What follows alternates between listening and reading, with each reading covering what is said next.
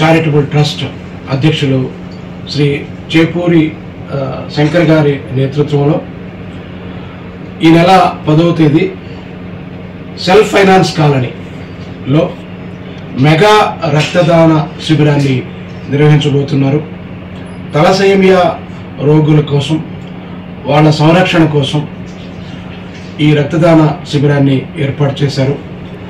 గత దశాబ్ద కాలంగా ఎన్నో సేవా కార్యక్రమాలు చేస్తూ మదర్ తెరీసా చారిటబుల్ ట్రస్ట్ ఆధ్వర్యంలో శంకర్ గారు ఆ సేవా కార్యక్రమాల్లో భాగంగా మరొక రక్తదాన శిబిరాన్ని ఏర్పాటు చేశారు. రక్తదానం అంటే ప్రాణదానం, రక్తమిచ్చు ప్రతి మనిషి దైవ సమానం అన్నారు. కాబట్టి రక్తం ఇచ్చే మనిషి కూడా దైవంతో సమానమే, ఎందుకంటే మరొక ప్రాణాన్ని బ్రతికిస్తున్నాడు.